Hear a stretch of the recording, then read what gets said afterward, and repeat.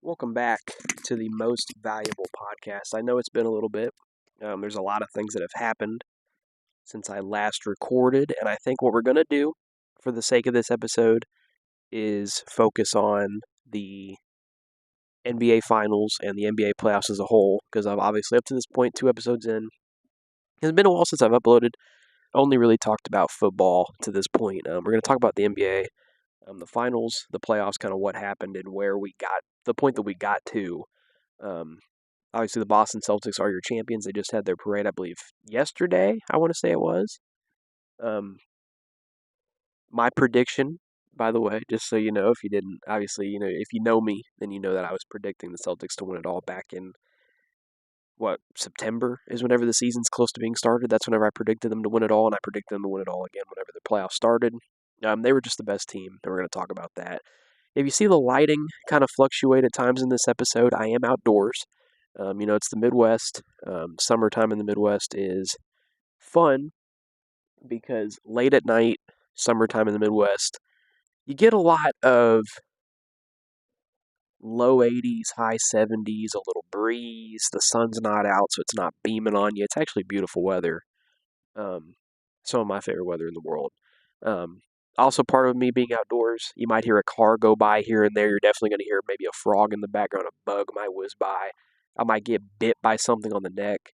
There's a highway not that far from here, so if you hear some, like I said, if you hear some loud cars or something like that, don't be confused. Like I said, it's the beauty of being a Midwesterner in the summertime is that we can sit outside and kind of talk some hoops, talk some ball, and enjoy it. Also got the lavalier microphone, I believe that's how you say it, and a little bev. I'm not wearing the mic because I have a tendency to like just hustle and bustle and wiggle it all around. And my shirt would totally make this thing make way too much unnecessary noise for a podcast. We're just gonna hold it. Hopefully my hands don't get too tired. Um, Battery life hopefully is good enough on all of my devices right now to be able to survive this because we are outdoors. There's no plugins anywhere. Well, there's plugins, but I would have to move. It's just not good podcasting. And the reason why that light is going off and on like it is because, come on now, it's motion censored, and I'm obviously not going to be making many drastic movements in the middle of this episode, so it's not like it's going to pick me up too great. Um, we'll see what happens. Um, at the moment, obviously rocking the stash. Just life update, I guess, to kind of give you guys why it's been so long. And it'll be very, very quick because we want to get into ball. Um, just work. Work has been a lot, and we've been at like the busiest time of sports, so there's been a lot to talk about. But to be honest with you, just not a lot of free. I'm going to concerts, doing a lot of fun stuff, but then also just working quite a bit. And so, sometimes you just don't have the motivation to do things. And hopefully, I can find the motivation to do things from here on out. Because I do love talking ball and talking ball with you people. So yeah, before we get into it, if you can, while you're thinking about it right now, if you like the mustache, leave a like on the video. If you want to comment, say whatever you got to say, or maybe just wait till I get deep into this and then maybe you can comment about what I actually talked about. It's up to you. I don't really care. So let's talk about a few different things with the basketball playoffs or the NBA playoffs, if you will. I don't know why I call them the basketball playoffs. The Boston Celtics are your 2024 NBA champions, or 2023-2024 NBA champions. Some people call them the world champions. I get it. People from all around the world play in the NBA. The league is only contested in America. I kind of agree with that one Olympian that said something about it, but also at the same time, wait till you win a gold medal. Like I said from the beginning of this pod, Boston was the team. Boston put together this incredible roster. Drew Holiday, Kristaps Porzingis. I mean, it was about as well put together as it gets from the start. Going into the end of last season, we're talking about a team with pretty much their starting five was Marcus Smart, Derek White, Brown, Tatum, and Horford. And on paper, that was already one of the best starting fives in basketball. Marcus Smart was a DPOY. Derek White was probably the best role player in the world. The Jays were fantastic, and Al Horford was very serviceable. But what you saw was a GM and a president of operations, whatever, Brad Stevens masterclass, because he basically flipped that starting five. All they really gave up on their roster last year, or from last year, were Marcus Smart, who was a valuable piece, but once you start to figure out who they brought in, you realize that he wasn't as necessary as, he had been before, or he wasn't as big of a loss, I mean. It was Marcus Smart, it was Robert Williams, and it was Malcolm Brogdon. Brogdon, getting into his 30s, was a good rotational guard for them, and I definitely liked the fact that they had him on the roster to begin with, but trading him made sense. And then Robert Williams couldn't stay healthy anyway, so you honestly weren't really factoring him into your long-term plans regardless. Because the projected starting five would have had him in it over Horford if they had the choice, but they just didn't have the choice because he wasn't healthy. So you move on a guy that had injury issues and two guards to bring in another big who also had some injury concerns here and there, but was just an overall much better player, that being Kristaps Porzingis. And then you bring in Drew Holiday, who is, let's just face it, Marcus Smart on steroids. I mean, he's like if you took Smart and Brogdon together, combined them, and then still made it better. It's just the best two-way guard, true two-way point guard in basketball is pretty much Drew Holiday. I mean, the guy's locked up everybody at this point, everybody and then some, and their grandma and their mama. And he plays good on offense, too. He can give you 20 points if you need him to. I mean, we saw one of the games in the finals, he put up 26. So, just an overall great roster construction. I think part of what made their roster construction so good that was underrated going into it is that they trusted their group of role players that they already had on the roster going into the year more than I think most people would have. And I think that's what set them apart from from other front offices is that some front offices will look at a bench rotation of Sam Hauser, Peyton Pritchard, and Luke Cornett and be kind of wary of that and think we can't give up depth right now. They knew what Peyton Pritchard, Luke Cornett, and Sam Hauser were, though. Those are three guys that they're smart, they play their role, and they have a defined role. And Joe Mazzulla likes those guys and knows how to use them. And it was clear from the start, and obviously at the deadline, they go out and get Xavier Tillman to add another big man that can kind of rotate in and out, play the four, play the five. O'Shea Brissett was on the roster this year. He can play the three or the four. Svi Mikhailuk, NBA champion now. He could play the two or the three. Jordan Walsh is an NBA champion. He didn't really see the floor, but Jordan Walsh was a guy that you kind of had in your back pocket if like a bunch of compounding injuries came to your wings. You just throw Jordan Walsh in there and he could be a good defender because he's just a long, lanky, kind of scary dude, to be honest. And I'm not saying that because he has alopecia. I'm saying that because he's actually a great defender. He just hasn't put his offense together.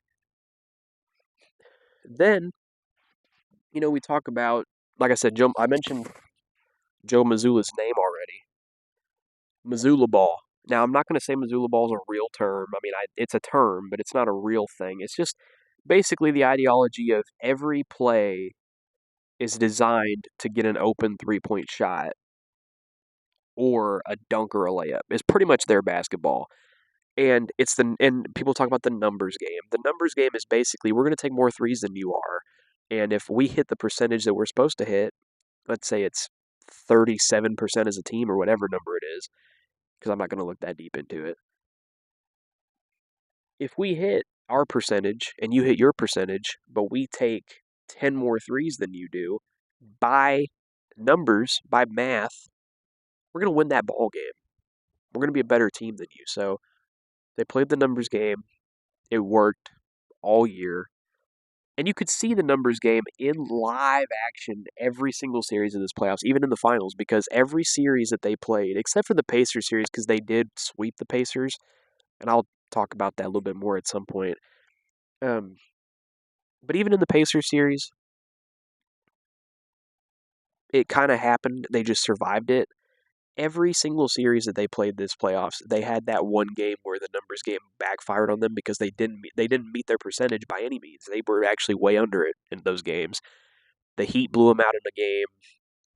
the Mavericks blew them out in a game. Like, it happens. It happens whenever you play that style of basketball. You get blown out once in a while. So that, but the numbers game eventually, I mean, it just overwhelmed a lot of teams because whenever you defend at the level that that lineup defends, Drew Holiday, Derek White, the Jays, and Porzingis, Al Horford coming in as well, starting in the finals actually because Porzingis missed most of the playoffs.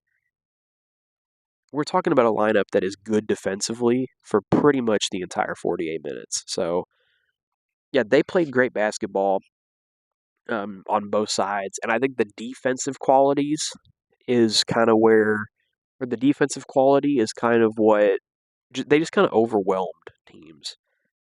You can't really beat that starting five.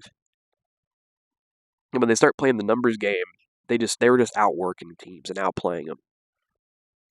Um, I think my biggest takeaway for them and what I think they can do to become a dynasty, obviously with the second apron rolling in like it is, just be fortunate that you have the roster that you do at the time that you do, because I believe even with the second apron stuff going on, the way their contracts are laid out, this roster is probably going to be very, very similar to what it was last year, next year. Try to keep a cheap bench. Give Jordan Walsh some playing time. I think, though, as long as you have Tatum Brown, Drew Holiday, and Derek White, the rest of it's going to come together. Joe Mazzulla, keep doing your thing, bub. For Dallas, as someone who grew up a Dallas fan and in my heart, obviously a Pacers fan, lifelong Pacers fan, but always had a love for Dallas because I am a Dirk Nowitzki. He's my favorite player of all time. I'm a big Dirk Nowitzki fan. I was very pleased to see them make the finals. I actually also predicted that, which, I'm not going to sit here and toot my own horn too much. But, toot, toot. The neighbors probably think I'm freaking spazzing right now. I actually really enjoyed watching this Mavericks playoff run because of a few different reasons. The first one being Jason Kidd's coaching, defensive game planning was fantastic all playoffs. Even against the Celtics, he had a few moments where I was like, this guy, they figured out their long-term head coach, which is great, next to Luka. And I think Jason Kidd's going to be their coach for a very long time, barring any freakish whatever can happen to them. Derek Lively, he had some moments in the postseason where, unlike the regular season, he definitely looked like a rookie. But man, the potential there. I mean, he might be, because we talk about the comparison of Luka to Dirk. Obviously, both of them being foreign-born, European specifically, both of them being absolute bucket getters despite not being freak athletes, and both of them being, the best player on the Dallas Mavericks. They both went into a finals playing against a team that was just way better than their team. And I kind of look at Derek Lively and I think you're a great rebounder. You got some size. You play with a lot of tenacity at the rim. That is Lucas Tyson Chandler, um, and that's exciting to me because I mean, what type of big? Some of my What other type of big man do you put next to Luca? Like in my opinion, like what other big do you even think about at that point? Like that is the type of big you want. And that was kind of the beauty of their trade deadline. And that was one of the other things I wanted to mention is that this is also an exciting team to me because of what they did at the deadline move or with their deadline moves to kind of show off that if you are smart at the deadline, you can really make a finals push. And they really did that exact thing that I just like. They really did because Daniel Gafford was just a ball of energy the entire postseason. And I loved seeing the way that Jason Kidd was rotating him and Derek Lively, where they always had so much energy at the 5 spot. But then past that, we're also talking about PJ Washington being allowed to flesh out his scoring potential in a role on a team that's actually really, really solid. And that's in Charlotte, it kind of felt like, in Charlotte, you're kind of running in place a lot because you're going to be mediocre at best. PJ Washington really could have had like a breakout year multiple times there, and it wouldn't have really made the difference in them being a 20-win team or a 30-win team. So to see PJ Washington go to Dallas and really just be utilized in such a way where he got to be like their third scorer after Luka and Kyrie was beautiful. Speaking of Kyrie, I love the fact that he was able to play alongside a guy like Luka and be the running mate again, and be the running mate in a way that was so well done. Um, I think Luka and Kyrie is a great backcourt fit. I loved Derrick Jones Jr. and Dante Exum over the course of this year for what they were able to do. Really, just you get a lot of guys in this roster that are just balls of energy, can spark a flame, and can maybe even catch fire. And I'm looking at you, THJ. And so that's where the fun of this roster came in for me. They drafted well, good coaching, good trade deadline. It was a prototypical season of how you build around a superstar, top of the line player like Luka Doncic. That is exactly how you do it right there. Another tidbit about Dallas, though, one of the things that was making them really good going into the finals, and this is a pretty much the observation um, from the finals, they were playing the same kind of style as Boston, where it was a lot about can you score more, or can you hit and shoot more threes than your opponent? Can you be the team that just dominates the line? They were that team for most of the playoffs, most of the regular season. And then whenever they faced Boston, obviously Boston was just better at that type of game. Boston's defensive strategy to kind of limit the factors around Luka, we saw a similar thing to what happened to Denver before. If you let the best player on a team like that, whenever the player is that good, have to be the one to do all the scoring, sometimes it backfires. Luka was dominant offensively at times, and Jokic at times has had games where he's put up 40, 50 plus, and they've lost because these are guys that their impact on the game is way more felt if they are spreading the ball around and getting, if there's 4 or 5 guys playing fantastic as opposed to just 2 or just the one, that's when they beat you. If Jokic is going off for 50, but he can't get more than 5 or 6 assists, then that means that he didn't really do his job that night because his job is to put up a double double at least. You know what I mean? Like it kind of changes the way that they're playing their offense and the way they're moving and the way that the ball's spreading around. So that's the biggest thing. Boston definitely played a style of basketball that was designed to get PJ Washington to be a non-factor, to make Derek Lively really have to work to be a factor. So they neutralized the pieces around Luka. Kyrie struggled at first as well. You kind of wanted him to take over earlier in that series, but he struggled at first. Came on stronger near the end, but it was too little too late at a certain point. You go down 3-0, there's only so much you can do. And I think for Dallas, really just going into the next seasons, I mean, you still have a good roster, and I think the biggest thing is don't get, and I want to say this for also for a team like the Timberwolves, for a team like the Pacers who made the Eastern Conference Finals, but even for like the Knicks, for example, don't take this season's success as a mark of what you should be. Take it as a building block. Well, let me reword that because I think I worded that weird. Don't take it as a matter of fact and take it for granted, and more so, especially for the Pacers and the Mavs, take it as we need to continue to improve because we're not as good as we can be. Because the Mavericks are like right there on being a championship team and winning a finals. I mean, they just went to the finals, went to game 5. But with that being said, their roster might still need a piece or two. They might make a trade this offseason. They might add another player. And do I think they would beat Boston ever in a series with this current roster makeup? Honestly, no. Do I think they would beat Denver if they would have matched up? I really think that would have been a competitive series, and I honestly don't know if I would have picked Dallas if that matchup happened. So that's where I'm very interested to see where they go from here.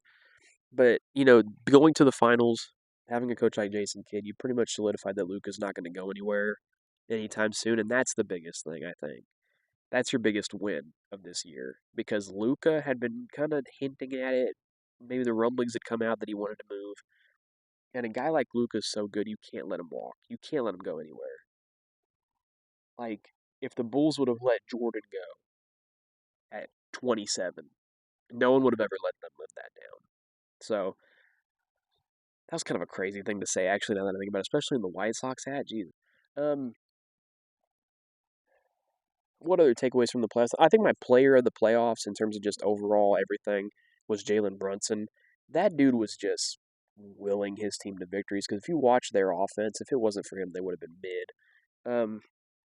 And then I'm looking at, I think the Bucks, the Sixers, the Knicks, the Pacers, all these teams having these different injuries here and there throughout the postseason.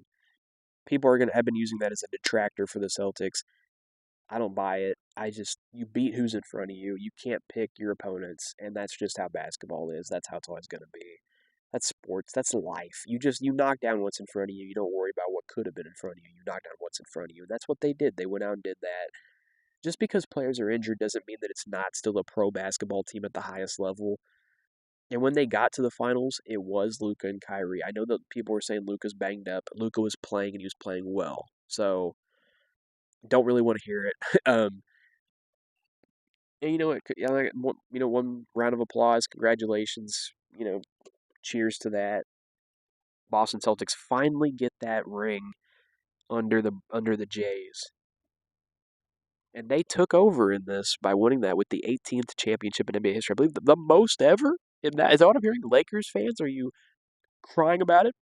Throwing up, maybe?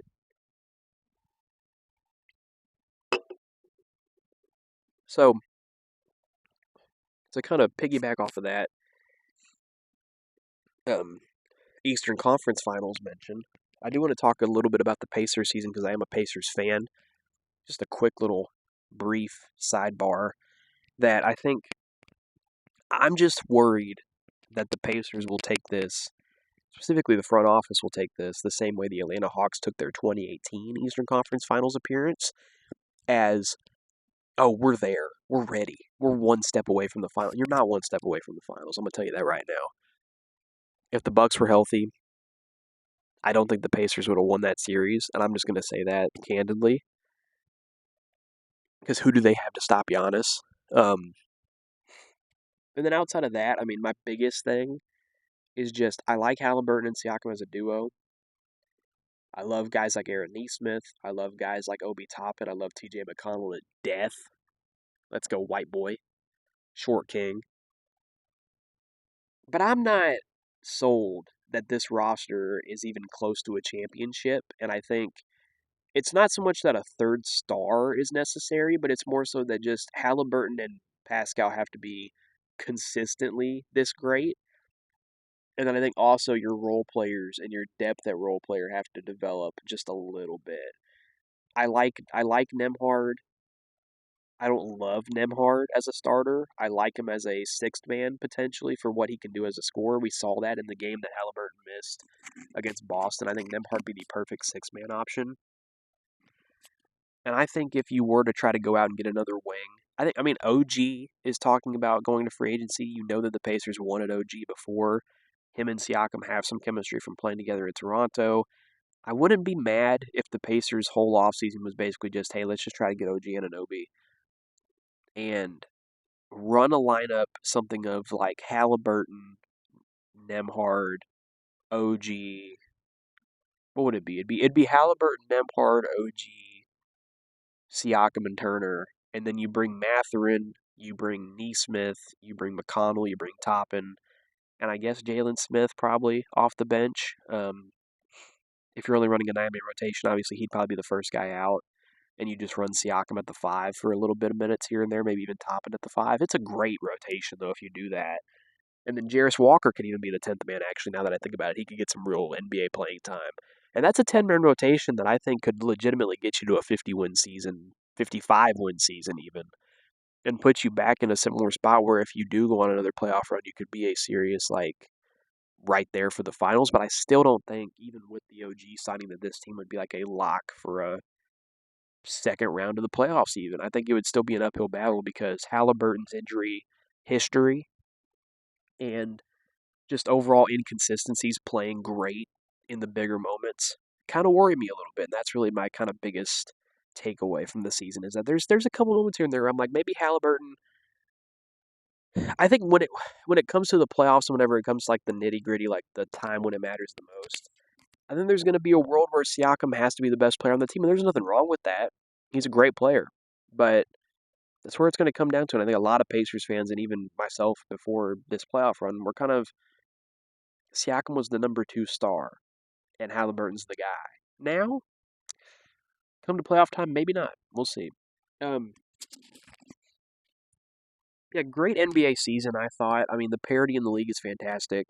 And when I say that word, obviously I'm talking about Parity, not parody like Weird Al Yankovic. Um, I lost on Jeopardy. You know I'm fat. I'm fat. Not Weird Al Yankovic. Talking about parody, which is basically just the term overall encompassing word of we're at the closest point we've ever been at to a league where every single team is competitive. And really, the biggest thing for the parity argument that I use is that when I was a kid, especially in basketball more than any other sport, when I was a kid, it felt like there was at least 2 or 3 teams in the league that just did not have a single player that was actually like a building block or good at all. And right now in the NBA, the Washington Wizards are the only team that I look at and say you don't really have a direction or a single player that you can build with. And even then, they have like 3 or 4 guys that you could probably trade for one of those guys that could be building blocks. That's the fun part. And that's no diss to Bilal Coulibaly, by the way. I just don't think Kispert or like Denny Avdia are going to be long term Wizards. I think they're going to be out of there by 2 or 3 years from now anyway. We all know Kuzma's going probably, so I mean, not a lot of baddies in Washington either. So I mean, we know where that's going to go with Jordan Poole. Um, I think this is really just a fun time to be an NBA fan. I think it's going to be a very fun offseason with guys like Paul George, Klay Thompson potentially on the move.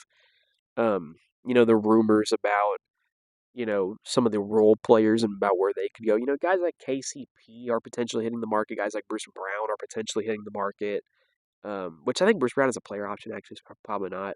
But like KCP is going to hit the market. Tobias Harris is going to hit the market, and then obviously, we're looking at some potentially disgruntled stars around the league. Like I think don't sleep on like a guy like Joel Embiid or Kevin Durant to just say, "Hey, I'm not happy with what last season was. Let's just look at options." Or like Devin Booker is a guy that people have been mocking into trades a lot, and I would love to see it actually happen. So I'm excited for this offseason. I'm excited for the draft, which is coming up in 3 days. Whenever I upload this, probably 2 days. Because, I want to upload this tomorrow. It is currently Sunday night, late Sunday night, as you can see by the very dark sky above me. Wednesday night is the first round of the draft. First off, fantastic work by the NBA, in my opinion. Adam Silver, I love you. Splitting it up 2 days. Nobody watched round 2 of the draft when it was following round 1. Round 1 ended, you just turn that shit off. It's too late. Nobody's staying up for that. Get it over with. Now, with with round 2 being a night 2 instead, I'm totally going to tune in because it's another night of draft. I love as many nights of drafting as I can possibly get. So, a little bit of a quick draft conversation before we get out of here, just so I wanted to give some thoughts on that since it is coming up and this is my only chance to really talk about it. I have a couple players in this draft that I absolutely love. Now, to give you guys a little bit of context, I'm going to be using the Ringer for my kind of refresher on kind of some of the names and colleges of these players. But I've watched interviews for some of these guys. I've watched a little bit of film here and there. So I'm not stealing Kevin O'Connor's work. I'm just shouting him out because he gives there's a very good website over there at the Ringer and some good write-ups, mock-ups, things like that. I'd highly recommend them. A few of my favorite players in this draft class, um, just off some of my first glances and some of my first looks, I am and always have been a Ron Holland fan. Ron Holland is a guy who, at one point in time, was supposed to be the number one overall pick, and it was basically going into this draft class, let's say a year, 2 years, 2 years ago, really. Ron Holland and Modest Buzelis were like the 1 and 2 pick. And now we're talking about a class where nobody knows who the 1 and 2 pick are going to be. Alex Sarr, about a month ago, was the number one pick, like locked. And at this point, I've seen every single publication mock him to go after number one, like as low as 3 or 4 or 5 even. So I think that's the most interesting thing is that we've seen the fluctuation of who's going to be number one quite a bit. But I'm looking at a guy like Ron Holland, who I think, yes, he shoots the three ball poorly. That's undeniable. Or at least he did at G League Ignite. But so did Modest. And Modest was a good 3-point shooter before that last season. It's kind of just a weird year. But Ron Holland is just an aggressive player who can defend. They have him listed here as 6'6.5", about 200 pounds, and a good wingspan. He's only going to be 19 whenever you get him, and he's already played a year of technically pro ball, being that he was with the G League Ignite. I look at Ron Holland, and I see a guy that's bouncy, and I see a guy that can run the floor, play transition, and just be a really good defender. And when I see a guy like that, I immediately turn my eyes to, like, if you look at what Andrew Wiggins kind of was for the Warriors in their title run in 2022, where you already have the shooting around him. You just needed a guy that could play with some energy and just be a bucket getter. And there's a lot of plays where you saw Wiggins get to the hoop, finish at the rim, use a little bit of handle here and there, and really make plays for them. The fact that you're getting a 19-year-old that has all the tools to be that type of guy, that's a great start. And yeah, I really like his like I said, his tenacity, his aggressiveness. I think you'd really tap into a guy that's going to play with a lot of heart and a lot of grit, and just has natural athleticism. Like I said, specifically, he's a good defender. He's just really good at getting to the hoop. He's really good at getting to the hoop. And I'm interested to see what he can become down the road as an NBA prospect, as an NBA player. Um, I'm just very interested to see what kind of, because I think there's a world, because he is a wing. Everybody's kind of agreed that he's a wing. But I will see his play style and see how he defends and see kind of how he moves as, like, if the right team gets him and knows what to do with him, he could kind of become like a 2 guard and maybe be like a 20-point per game guy for you and kind of be like that secondary scorer. And that's a really fun player to get, especially for getting him, like, some of these teams might get him in like the late top tens, early, like barely even in the lottery, like late lottery pick. So that'd be very fun. Jared McCain. I love this kid. And I know, obviously, TikTok star, you know, dance moves, flashiness. He paints his nails. Some people don't like that because they're just not good human beings. Um, I like Jared McCain a lot. And I like Jared McCain because he is a knockdown shooter.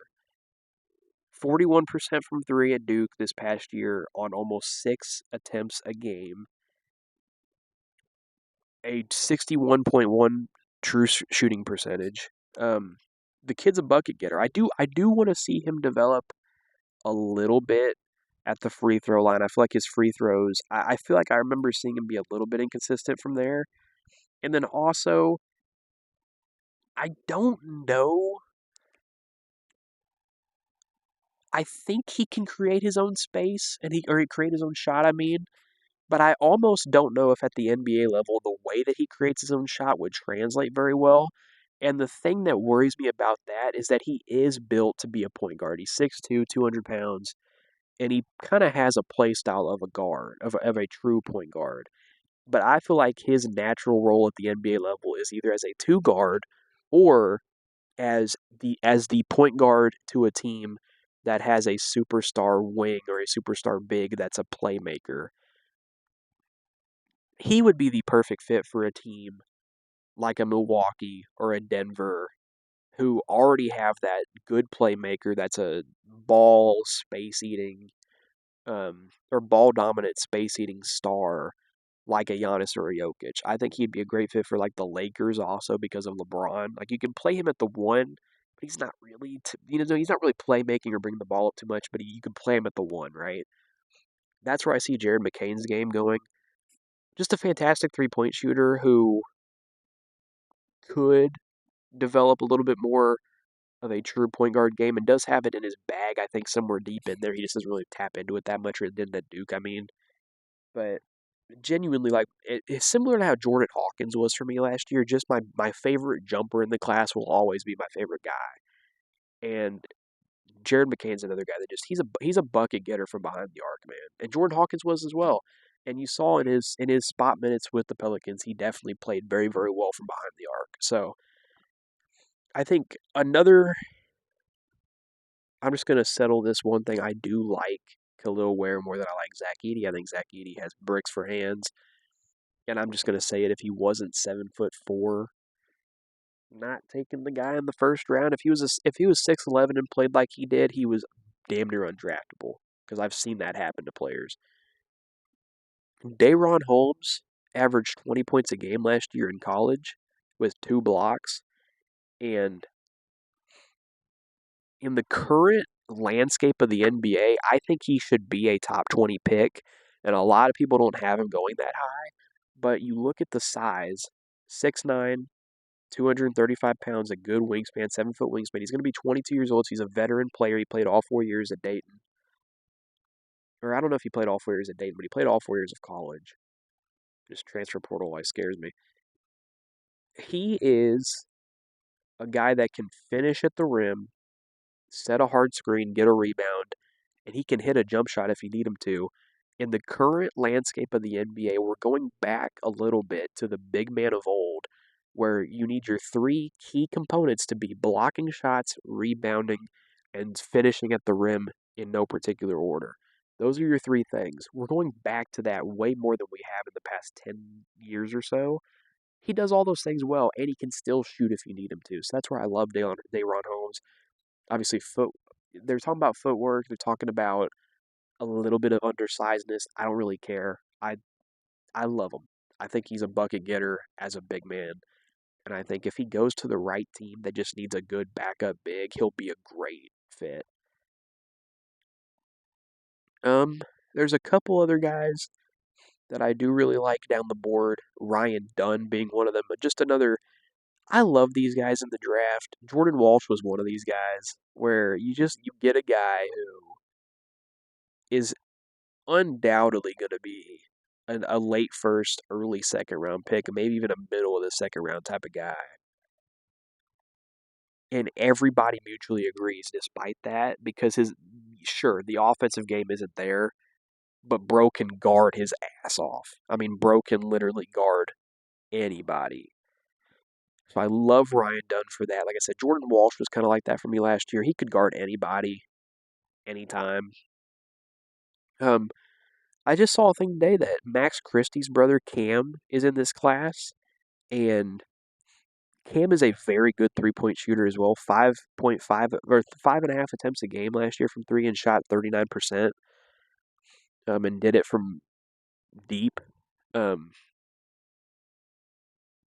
Another guy that I really liked from this college season was Baylor Shireman. I don't know how well his NBA or how well his game would transit to the NBA, but I could see him being a long-term backup. I just liked him in college quite a bit. And then I guess my final 2 things is let me settle kind of my number 1 pick debater. Like who are my favorite players at the top of this class? I've talked about a lot of sleeper type of guys, right?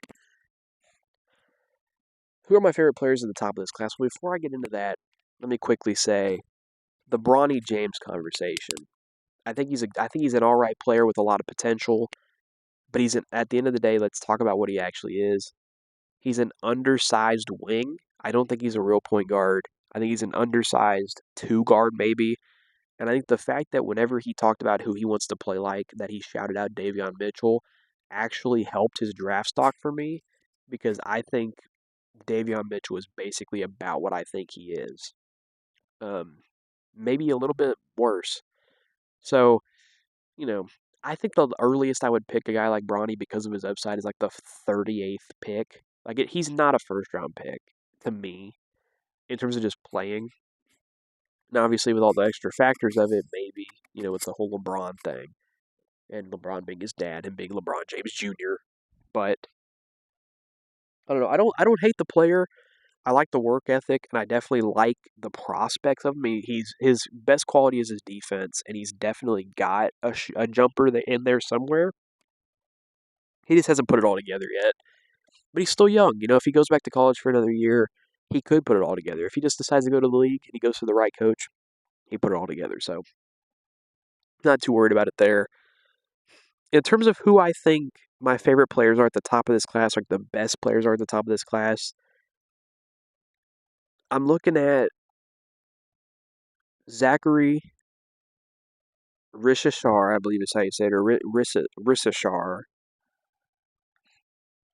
Great length, good shooter, can probably play the three, and can probably play just the 3 and the 4, but maybe could play like a long 2 guard. But the 3 and the 4 in particular, maybe even honestly, specifically the 4 for me. Just a good 2-way player that I think should be a top 5 pick because of what he brings as kind of a freak.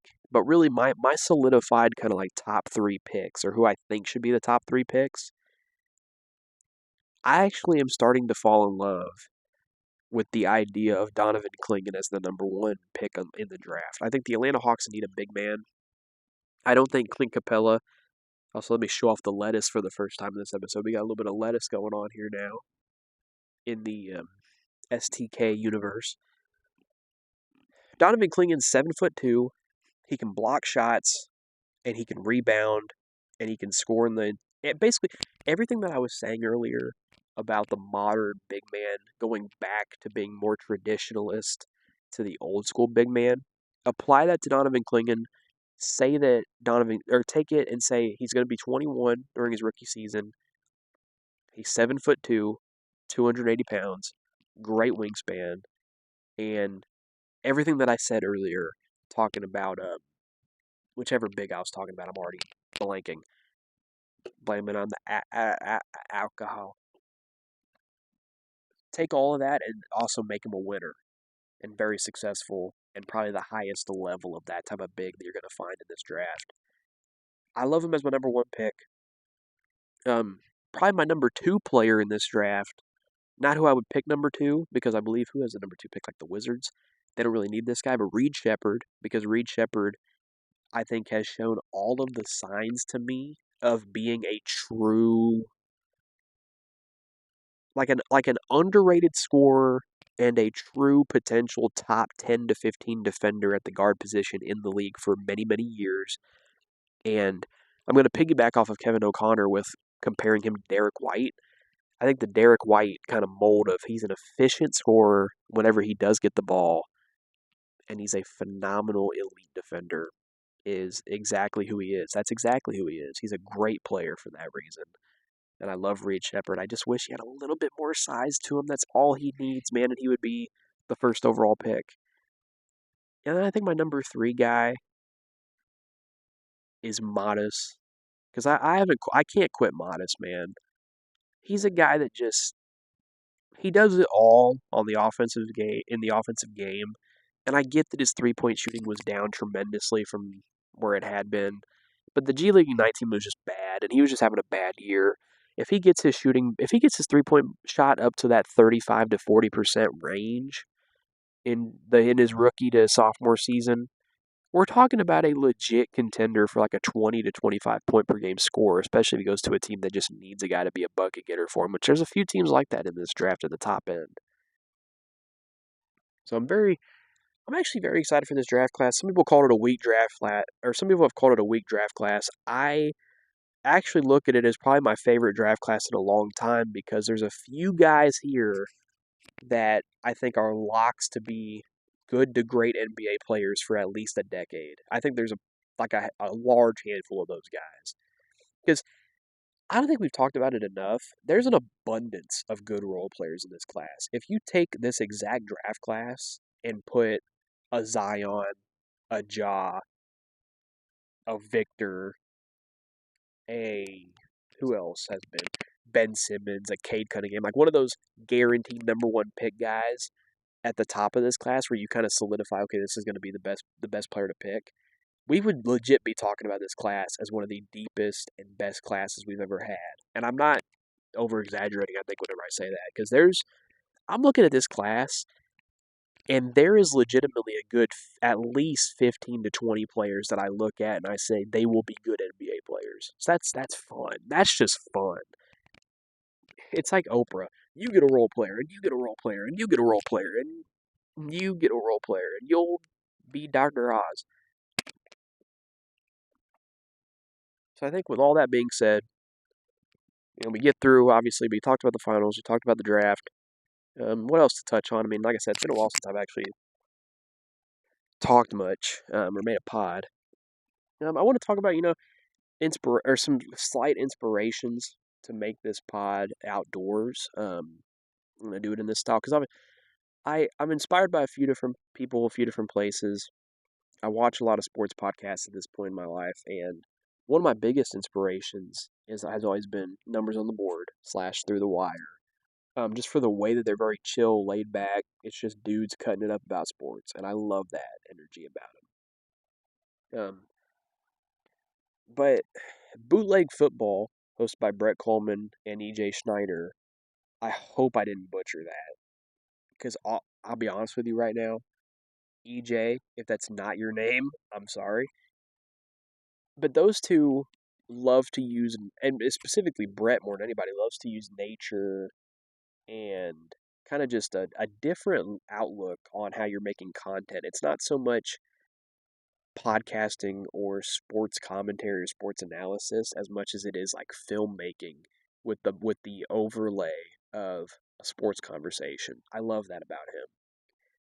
So that was kind of the inspiration to do it outdoors. Part of it also is just not waking up family members. That always helps as a motivation. You step outside, deep in the backyard. Don't think anybody can hear me out here, so it's perfect. It's also a calm, beautiful weather night. Um, I just want to talk about a few things that, quick little wrap up, outro, ending bit of this is that a few things that have just been in the world that I really, really like going on right now. I like that restaurants are getting checked right now at the door for their pricing and how crazy their pricing has been. There's a lot of meal deals and things like that coming out, and that's good for the common man like me or you, where it's just not it's just expensive to eat anymore for a lot of people. For most everybody, it's expensive. Fast food, slow food. Kendrick Lamar solidified his place as pretty much my goat. Um, was that 3 days ago as of recording this now on Juneteenth? They not like us. Sometimes you got to pop out and show them. If you're one of those sickos out there that's gonna sit here and look at me and tell me that you wanted me to actually say the real line, DM me and we'll talk about it. I I struggle sometimes with the whole like wanting to be a podcaster thing, and then I sit back and I think it's so easy right now to think, oh, podcasting is the way. You thought I was gonna say it's so easy to be a podcaster. It's really not. It's so easy though to just think, oh, why I can just go do a podcast, or I can just be a pod because everybody has a podcast, right? The truth is, being a podcaster is fun, and being a podcaster allows someone like me, who I like to talk about things like this. I don't always have people to talk about it with. I don't always have the motivation to go find those people or seek those people out. I grew up though listening to talk radio, watching a lot of Sports Center, watching a lot of things like that. Then I get into high school, a lot of podcasting, a lot of sports podcasting specifically. And then it was just growing up as one of those people, like I said, talk radio, a lot of phone calls with the fam, phone calls with the friends and family, talking about sports, talking about things in life, and just talking and just having discussions, conversations, things like that. It's been really my favorite thing to do. And it's to the point where if I develop an idea in my head I want to tell somebody, and this podcast gives me an avenue to do that. And so I'm thankful for that. I'm thankful for anybody that's listened to me ramble about God knows what up to this point. Um, and, I think the goal with this would be to kind of, or the goal for me really more than anything isn't even so much to like grow a podcast or build a podcast, more so just to give myself an avenue to get my ideas out of my own brain. But thank you for listening. Glad to finally be back. Let me know in the comments if you like the outdoor setting and if you made it this far into the podcast, made it all the way through it. Comment sex. No, don't do that. Don't actually do that. But I was going to say that because my girlfriend thought my hat said sex on it earlier. And if you know sports, if you know ball, it says Sox for the White Sox. If you made it all the way through this video, comment Luis Robert to let me know that you made it all the way through. And leave a like, share it with everybody that you know, subscribe. Try to get as many people to watch it as you possibly can. Your grandma, your dad, your mom, local bartenders. And yeah, that's pretty much everything. Finally talk about some basketball. Let's go, man. It took me long enough. I really do watch basketball more than any other sport. Football is just easy to talk about at the time I started this. But that's all that I have. Peace out. Y'all enjoy yourselves. Brand that shall not be named. Seltzer hard soda, citrus flavored. Down the hatch one last time.